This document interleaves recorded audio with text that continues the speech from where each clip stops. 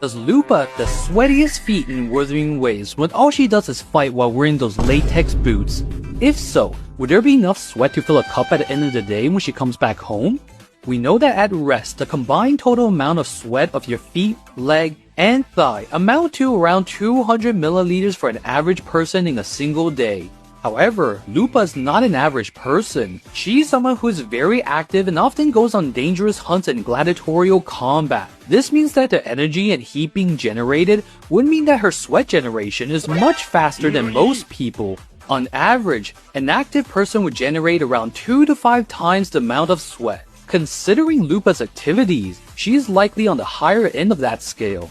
This is because the body generates sweat in order to cool itself down through a process called thermal regulation. The body will activate sweat glands to release a salty fluid that will evaporate from your skin, taking the heat with it and lowering your body temperature. The problem is that Lupa wears tight latex thigh-high boots with minimal ventilation. This will increase her sweat generation as it won't be able to evaporate the heat away. So, we're gonna say that we need to add a multiplier of 1.5 to take this variation into account.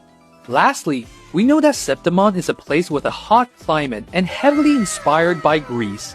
Based on what we know, the temperature in Greece can reach over 30 degrees during the summer. This will increase the sweat generations by an upwards of 150%.